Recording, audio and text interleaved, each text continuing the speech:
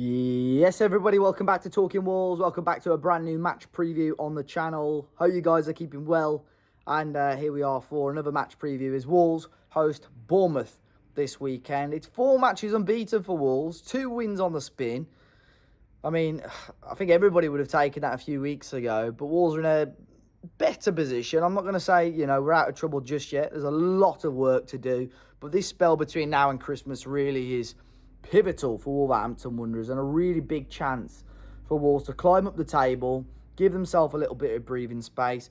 And look, I know the Premier League and football isn't as easy as this, but the games now, between now and Christmas, I think Wolves are very capable to be getting points out of every single one of those. And we start with this game this weekend against Bournemouth. Gary O'Neill's former side, a team that seemed to get the better of us, to be honest, at Molineux. They've beaten us the last 2 visits they've had to Molineux. But I'm really hoping that we can continue this strong run of form. And the one player that everybody seems to be talking about right now is Mr. Matheus Cunha. Phenomenal form that he's in right now. Rightly, there's a lot of interest in him, which you come to expect when you're a team in Wolves' position and a player is playing so well. A lot of interest from him from neutral football fans now, and of course there is some news about him potentially getting a brand new contract, which I did a video on earlier today as well, if you want to go and check that one out. As always, before we kick off as well, please go and check out our channel partners over at Football Prizes. Some lots of Wolves things on their website throughout the week, but they're still running their Ryan Aitnori signed and framed shirt, which is up for grabs until next Thursday, so be sure to get involved in that with a link at the top of the description. But Gary O'Neill's just had his pre-match press conference, and it's pretty positive. But certainly for me, in regards to a predicted lineup, it's going to be very difficult. But the positive news is that Santiago Bueno, Craig Dawson and Pablo Sarabia are all back in contention for tomorrow. They're all fit. They've all trained this week. Sam Johnston as well has had a couple of illnesses. Some question marks. We did touch on this on our podcast earlier this week with Sam Johnston and his availability. And if he's maybe had a falling out with Gary, we don't know. But Sam Johnston is also available for contention if needed. But, to have these guys back, it's great. But certainly, you've just won a game 4-1. You've had a makeshift 11. Who's gonna be dropped? Who's going to come in? It's a very difficult decision for Gary O'Neill. And I'm sure there's going to be 1 or 2 Wolves players maybe disappointed that they're not going to get the nod ahead of tomorrow's game. I'm going to find it very, very hard to give you an exact predicted 11 for this match. I think the players guaranteed to start. I think Jose Sarr will start. Obviously, Nelson Semedo will play. Totti was bigged up quite a little bit by Gary O'Neill throughout the pre-match press conference, so I think he'll start. Cunha, obviously, Strand Larsen, obviously. And to be honest, other than those names that I've mentioned there, I think I'm going to struggle. I think Lamina will start, obviously with him being captain. João Gomez, I think, will start. Does that mean, maybe harshly again, Andre gets dropped? I don't know. I'm so intrigued to see how Gary O'Neill sets the team up, because a lot of people would say don't change a winning team, especially when you've won the game 4-1. Okay, maybe that scoreline flattered us a little bit because Fulham went down to the 10 men, but ultimately the account that Wolves made of themselves throughout that 90 was very, very good anyway. So Gary O'Neill, he mentioned a lot about Bournemouth being direct and long balls, which seems, for me, I think probably Dawson and Bueno are going to both get reintroduced. Totti back over to left back. Aitnori further forward with Cunha and Strand Larsen. And then, I don't know, you got the option of then playing all 3 of the midfielders again, which hasn't really worked so far this season. Rodrigo Gomez made a good account of himself, so he could keep his place maybe and play the 4-2-3-1. So I am intrigued, very, very intrigued to see how he approaches and how Gary O'Neill puts a plan in place. But really hoping that we can go, obviously, and grab all 3 points tomorrow and really kick off. Because I think we played Bournemouth, we've got Everton away during the week, which again is a game we can get points out of. West Ham the following week away, Ipswich, and then Leicester away. Those group of games, look, like I said at the start of the video, it's the Premier League. These games are not easy, but those group of fixtures really fill me with that little bit of confidence, and fingers crossed, we can put these teams to the sword. But I had the pleasure of speaking to Craig, who's a big Bournemouth fan, to get his thoughts on the Cherries so far this season, and a little bit about Gary O'Neill and his past at the club as well. So then, Craig, thank you very much for jumping back on Talking Wolves. How you been keeping, mate? Yeah, all good, mate. All good. And to be honest, you know what? I should have picked a different colour top, shouldn't I, really, for this preview? It's bright orange. I think some Wolves fans are probably going to think that I'm converting over to a Wolves fan. Mate, you're very welcome, I'm sure. But looking at this game, Wolves on the back of two victories before unbeaten, and Bournemouth are 6 points ahead of us. So it's a fairly decent start for you guys. How have Yeah. you made what do you think about the start of the 24-25 season? It's 4 wins, 3 draws, 5 defeats for you guys so far. Bit of a mixed bag, but about where you'd expect Bournemouth to be at this stage of the season. To be honest, I'm happy with the season so far. Hmm. I do personally think that we could be a little bit more further ahead of where we are. Hmm. The Chelsea game where we was beaten 1-0 at Dean Court, um, unfortunately, we just didn't take our chances. We had a penalty that game, which was badly missed by Evan Nilsson. I think he lacked a little bit of confidence at the start. He's managed to find that now, Hmm. which is probably not what Wolves fans want to hear. But yeah, he seems to have found his groove now. Likewise, against Leicester, we did really batter them at the King Power, but again, we just couldn't take their chances. They got the one opportunity, scored it, got beat there. So to be honest, I think I know it sounds stupid, but I think we should have won both those games rather than getting beaten both of them because they were both really tight games. We had the chances to do it, we just couldn't score. And against Newcastle, yeah, the Dongo Watara header should have counted. But yeah, I'm fine with the season so far. Fine with the Hmm. season so far. You know, of course, we are coming off the back of two defeats into this game, whereas Wolves have got two victories, which is a little bit concerning.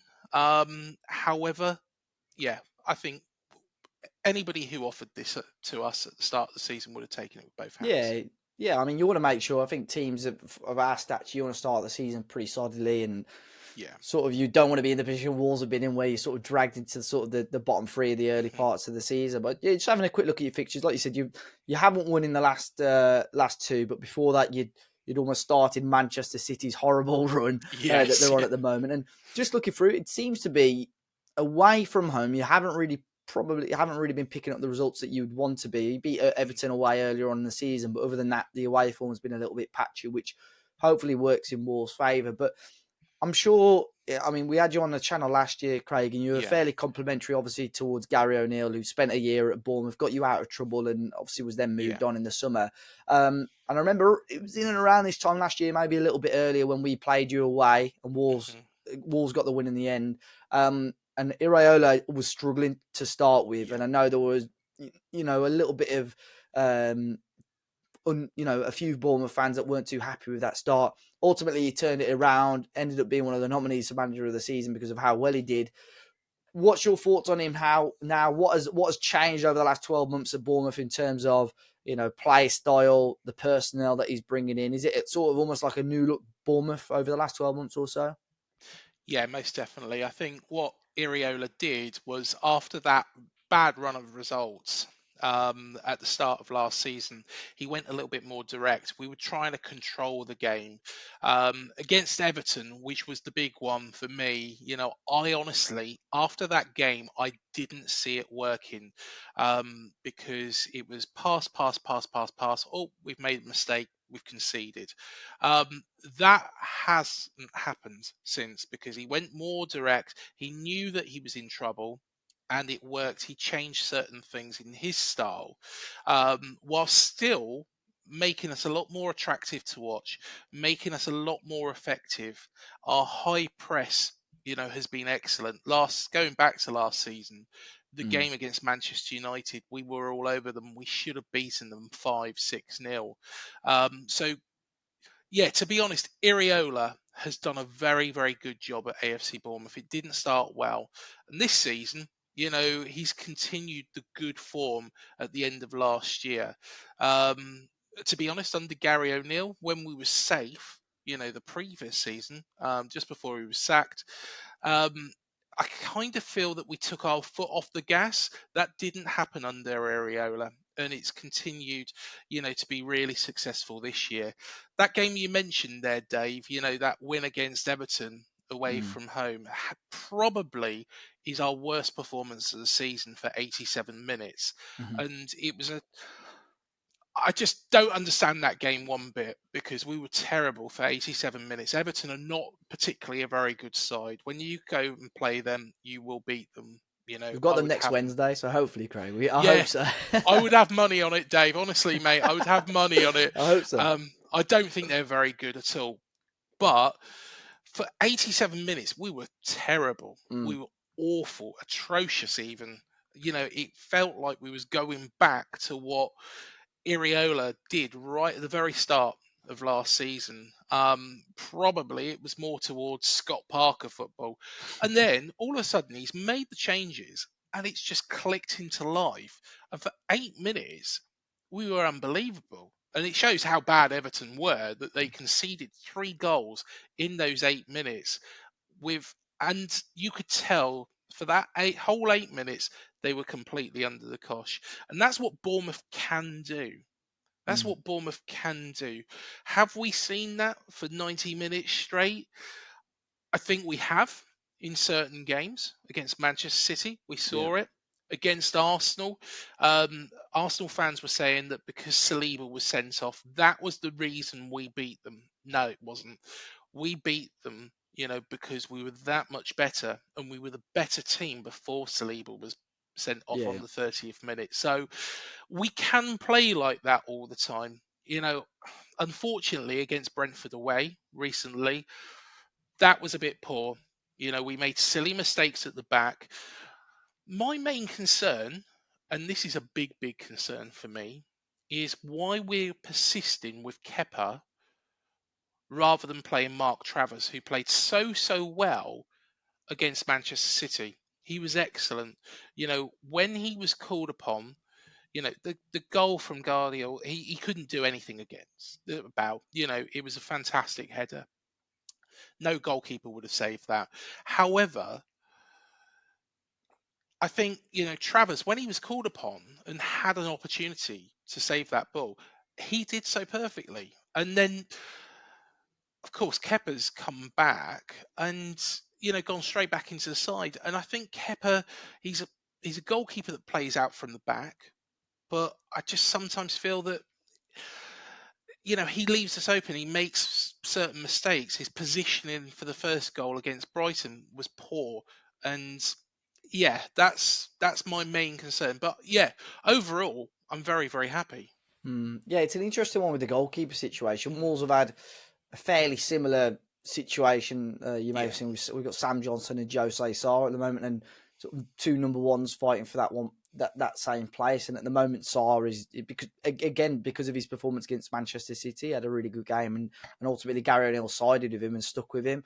yeah, Johnston has had injury or illness issues, which is still a little bit strange, but we can. That's for another video, I suppose. But yeah, yeah, like I said, two defeats at the last two. I'm sure Iraola will want to try and change that. You got Spurs next week, midweek, and then a couple of nice fixtures with Ipswich and West Ham going into towards Christmas. But mhm, who have been the key men, Craig, for you? I mean, Semenyo, you mentioned to me earlier on, is unfortunately suspended for you yeah. guys, which I'm sure will be a big miss. But who are the other players that Wolves really need to be keeping an eye out for on Saturday? Yeah, Semenyo is a massive, massive, massive miss. I'm absolutely gutted Mm, that he won't be available, because I think this is a game that would be perfect for him, and he would be able to really cause some damage down that right hand side. I would say Justin Cliver, when he's been involved, has been very, mm, very good. Ryan Christie, is relentless. He's an engine. Milos Kerkez, the left back, is excellent. Moves forwards very, very well. Is a danger, bringing those balls into the box. And Evan Nielsen, like I say, what Evan Nielsen did when he wasn't scoring, and where he was really, really struggling to put the ball in the back of the net, was he was he was making the runs into the right position, Dave. He was Mm. making the runs into the right position. He was holding off players. He was showing his strength. He was making opportunities for himself. The only thing is he just couldn't put it in the back of the net. Now he has, he's a real asset. Yeah. And I think that he'll only get better and better now, that confidence, and now that you know real, and bug is off his back. I think he will get better and better. And yeah, I think that he will be a big player on Saturday. Do you think he could be, because obviously he's got quite a Mm, big void to fill with yeah. Solanke obviously leaving. Do you think he can replicate the quality that Dominic Solanke used to bring to Bournemouth over the last 12 months or so? See, Dominic Solanke, one thing that was big for me was that he used to drop back into that kind of in that midfield role, Hmm. and he wasn't greedy. He would play it out to people like Cliver, Semenyo, Christie, Marcus Tavernier. He would build things up. His relationship with Phil Billing, and Hmm. how they were playing together was excellent under Gary O'Neill. And I think that was the difference between Scott Parker and Gary O'Neill, was getting the best out of Solanke. Now he's gone. Does Evan Nilsson do that as well? I don't think he does. I don't think he's prolific, as prolific as Hmm. Solanke. Hopefully, he'll get to that place. I think he's still got quite a bit to learn, but yeah, I think he will get there. But yeah, we are missing Solanke. Hey, if we had Solanke, we would have beaten Chelsea. We would have beaten Leicester. We Hmm. would have beaten Newcastle.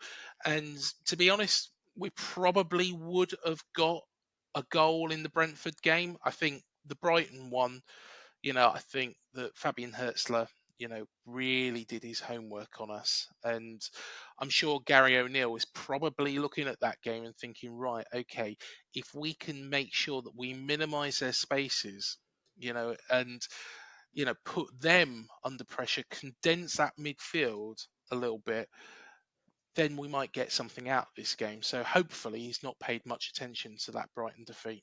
Yeah, it's I'm very quickly looking at the stats, and sort of the momentum in this fixture has swung because when you Yeah. first came back up, Wolves had pretty much the momentum and were winning a lot of those Mm. games, but we've lost two of the last three. I think both of those were at Molineux. Yeah. Gary O'Neill beat us when we were under Ewan Lopetegui. We then beat you at your place, and then you got your revenge at Molineux as well.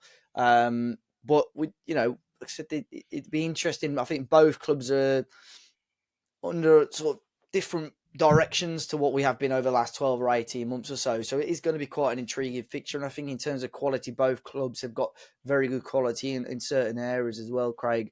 What do you Yeah. think the goals are now for Bournemouth? Because, they're good enough to compete in the Premier League, but can you see there's a clear vision? Have they got, there's a bit of money being pumped into the club in terms of some of the signings and so on. Is there a vision for Bournemouth to climb up the Premier League table? Because you've become one of the sort of guaranteed secure Premier League teams now, I suppose. I think if you asked any fan before the start of the season, I think, around 10th position, ninth to 11th would have been something that they would have said, yeah, Yeah, that take it. sounds like, an achievable aim. We'd be happy with that. I don't think Bill Foley was thinking like that, though, myself. The amount of money he's put into the football club, I think he personally is going, no, what I want is European football and I want it fast. Are we ready for Europe? Most definitely not. And to be honest, I'm not too bothered about us missing out on that this season. We need a little bit more strength in depth. Look at what happened to Brighton when they got Yeah. into Europe. Towards the end of last season, we played them. They were exhausted. There was loads of fatigue. There was loads of injuries in that squad. If we did the same at this moment in time, I personally think that we would go down that same road and probably be in a worse position than Brighton was Yeah. last year. So there's no point in us getting into Europe and then being in relegation trouble. But I would take, 10th spot. I'd be more than happy with that. but it depends what Bill is thinking, and I think Bill is thinking Europe Yeah. at the earliest possibility.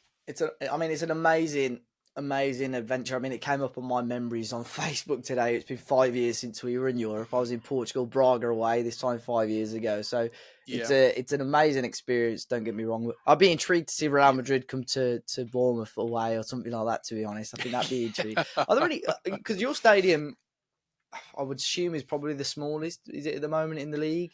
Is Oh, there any most plans definitely. to expand that or build a new ground, or is the fan base sort of restricted to that? Do you think a little bit? So I spoke to Eddie Mitchell a couple of years ago, our former chairman. Mm, God rest his soul, he's passed away about a year ago, actually, now. And he said that he had plans that were in place that we could get Dean Court up to 22,000. which is better, yeah. However, I don't personally think that we'll go down that route. I Hmm. think what we'll do is we'll probably build a whole new stadium. So, yeah, Yeah, I think that Bill Foley is probably going to look at a whole new stadium rather than, extending the current Dean Court. It's not owned by our football club. It's owned by a company called Structure Dean, that we sold it to when we were skint, put nicely. So, yeah, I reckon what will happen is that we'll build a new stadium and we'll wait until the training ground's done because that's where the stadium will kind of cut into. That's what we can envisage the plans will be. So yeah, I think it'll be a new one. yeah, it'd be intriguing because it's always a difficult away ticket to get hold of as well. I think Bournemouth away, you've got to be quite fortunate to get. I have been before. I went. I think the Yeah. year you got promoted from the Championship many years ago. I think you beat 2-1. Jan Kermigan scored, maybe. I think, Yes. yeah. So it was Yeah. a long time ago. So I have been. I'm very fortunate to go way before the Premier League days. But looking back at the fixture, Craig, Wolves, Bournemouth. The question that we always ask, score prediction. I mean, on your channel, I said I think it'd be a close game, a goal either way, and sided towards Wolves. What are you thinking? To be honest, I'm not going to bet against my own team, Dave, even though I have got some old gold on today. Sorry, Wolves fans. I am going to go for a 2-1 victory for Bournemouth. Hmm. And I think Evan Nielsen, I think he'll continue his decent form. Yeah, And I think Justin Clive will probably get the other one as well. But yeah, I think it's going to be a very, very tight game. It's not going to be anything like that Chelsea or that Brentford defeat. If we do get the 3 points up at Molineux, it's going to be very, very tight. And honestly, I really do hope Wolves and Gary O'Neill stay up this season. It would thank you. be. I'd be delighted to see it, to be honest, because Gary did a lot for this football club, and Wolves fans have always been good to me. So yeah, No. fingers crossed for you guys. Appreciate that, mate. Fingers crossed as well. And before we finish off, where can people find you and your content if they wish? So our channel is called Up the Cherries in All Departments. Just search for UTCIAD. So yeah, you can find us on YouTube, Spotify, Instagram, Facebook, X or Twitter, now Blue Sky as well.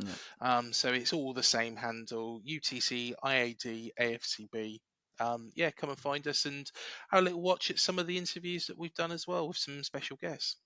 Brilliant, Craig. And thank you very much for jumping on. Apart from Saturday, all the best for the rest of the season, mate. And Likewise, mate. yeah, I'm sure I'll catch you on the reverse fixture as well. Yeah, thank you so much for having me, Dave. It's been a pleasure. Yeah, well, as always, mate. Cheers.